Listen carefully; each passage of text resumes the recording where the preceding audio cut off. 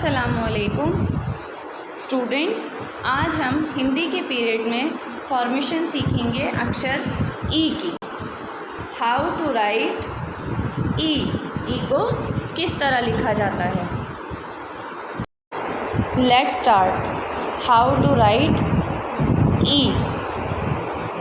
ध्यान से देखिए, ये हमने स्टैंडिंग लाइन बनाई, फिर लेफ़्ट साइड में कर्व बनाई और फिर इसको यहाँ से ऐसे घुमाकर फिर ऊपर लेकर इसको नीचे से टच कर दिया और ऊपर स्लीपिंग लाइन बना दी।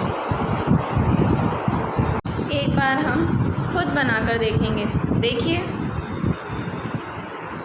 पहले हमने स्लीपिंग लाइन बनाई, फिर स्टैंडिंग और फिर लेफ़्ट साइड हमने इसकी कर्व ली इस तरीके से और फिर यहाँ से हमने इसको ऐसे घुमा दिया। एक बार फिर देखिए, ऐसे, फिर नीचे हमने लाइन ली, ये कर्व को घुमाया, फिर इधर से घुमाया और फिर ये नीचे से टच करके बाहर निकाल दिया।